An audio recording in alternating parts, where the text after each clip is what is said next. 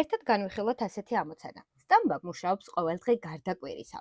სტამბაში ყოველ სამუშაო დღეს 7 კილა საღებავი ეხარჯება. როცა საღებავების კილების რაოდენობა 7-ზე ნაკლებია, მეორე დღეს მუშაობის დაწყებამდე სტამბაში 10 კილა საღებავი შეაქვთ. ორშაბათს სამუშაო დღის ბოლოს სტამბაში 12 კილა საღებავი იყო დარჩენილი. ამ სამუშაო კვირის რომელი დღის ბოლოს იქნება სტამბაში დარჩენილი საღებავების კილების რაოდენობა ყველაზე ნაკლები. ყველაზე მთავარი რაც არის აქ, რომ ორშაბათი დღის ბოლოს 12 კილა არის დარჩენილი და ჩვენს ამოცანის ამოხსნა სწორედ აქედან უნდა დავიწყოთ. დავწეროთ ორშაბათს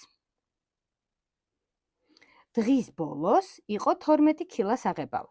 სამშაბათს ნახეთ პირობა როგორია, თუ 7-ზე ნაკლები იქნებაო, მაშინ 10 დაამატებენო. რადგან 7-ზე ნაკლები არ არის და მეტია, მაშინ არაფერს არ დაამატებენ.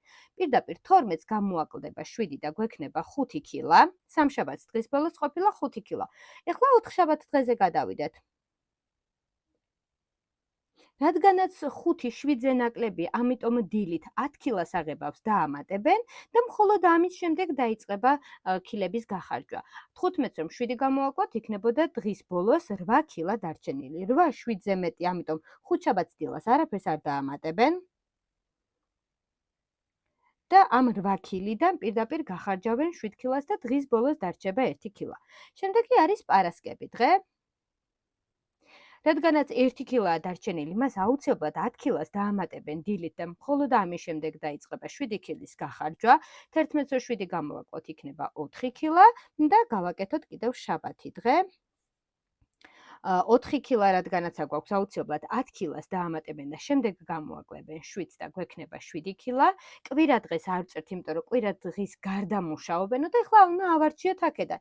ესე იგი, ყველაზე ცოტა დღის ბოლოს, რომელიც არის, ეს არის 1 კილა, რომელიც იყო ხუთშაბათს დღეს და ეს არის სწორედ ჩვენი პასუხით, რომ ხუთშაბათი დღის ბოლოს იქნება ყველაზე ნაკლები კილა დარჩენილი ამ სტამბაში. სწორედ ეს არის ჩვენი პასუხიც და უფრო მეტი და საინტერესო ვიდეოს მოსასმენად და საყურებლად კი არ დაგავიწყდეს, რომ გამოიწეროთ ჩემი გვერდით. გაუზიარო შენს მეგობრებს, თუ კი აინტერესებთ მათ მათემატიკა და ერთად გაიღრმავეთ ცოდნა. რაც შეეხება 1 ივნისის ტრენინგს, ძალიან ბევრი მეკითხება, როდის არის ბოლო დღე რეგისტრაციის. ამას ნამდვილად ვერ გეტყვით ზუსტად, რადგანაც ზუსტად 27 ადგილი მაქვს დარჩენილი. 80% უკვე შეივსო 4 დღის განმავლობაში.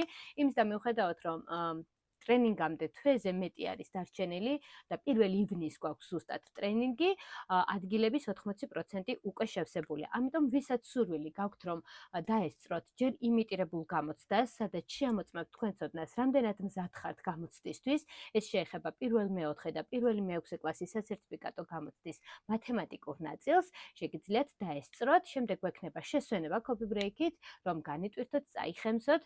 ამასობაში მე შევამოწმებთ თქვენს ნაწერებს ჩემს თანაშემწესთან ერთად და გამოვავლენთ ასევე გამარჯვებულს, ვინც ექნება ყველაზე კარგი შედეგი და ის ჩემგან მიიღებს აუცილებლად სიურპრიზად დავტოვებ, მოდით რას მიიღებს. გაგრძელდება შემდეგ უკვე ტრენინგი, სადაც ყველა საკითხს, რაც იქნება იმიტირებულ გამოცდაზე მოცემული, განვიხილავთ და გარდა ამისა პარალელურად შევაჯამებთ სრულ კურსს. გავიხსენებთ ყველაზე მნიშვნელოვან დეტალებს, რა უნდა გახსოვდეთ იმისთვის, რომ სასერტიფიკატო გამოცდა ჩააბაროთ ძალიან მარტივად. მეყოლება ასევე ფსიქოლოგი მოწვეული, რომელიც დაგეხმარებათ და გასწავლით, როგორ უნდა მართოთ თქვენი ემოციები გამოცდის დროს, საგაკვეთილო პროცესის დროს, ვინც ახალბედა პედაგოგი ბრძანდებით, ძალიან საინტერესო იქნება თქვენთვის ეს რჩევები, რომელსაც მისგან მიიღებთ. ტრენინგის ბოლოს კი გადმოგეცემათ ორენოვანი სერტიფიკატი, რომელიც სემინისტრის პორტფოლიოსთვისაც შეგიძლიათ გამოიყენოთ. ამიტომ, ვისაც გსურთ, რომ დაესწროთ ამ ტრენინგს, დროულად მომწერეთ პირადში. ტრენინგის ღირებულება არის 80 ლარი. გვიან რომ მომწეროთ, მერე ადგილები შეიძლება აღარ მქონდეს და გული დაგწნეთ. ამიტომ არ გადადოთ ხვალისთვის ის, რისი გაკეთებაც დღეს შეგიძლიათ. ეს ყველაფერი არის თქვენი მომავლისთვის, იმისთვის, რომ სასერტიფიკატო გამოცდა უფრო მარტივად ჩააბაროთ. ასე რომ გველოდებით 1 ივნის ძალიან ბევრი სიურპრიზით და ერთი დაუიწყარი დღე გავატაროთ ერთად. ასე რომ კიდევ დაელოდეთ ჩემგან ძალიან ბევრ ახალ სიახლეს და ახალ ვიდეოებს, რომელსაც მათემატიკასთან დაკავშირებით შემოგთავაზებთ აუცილებლად.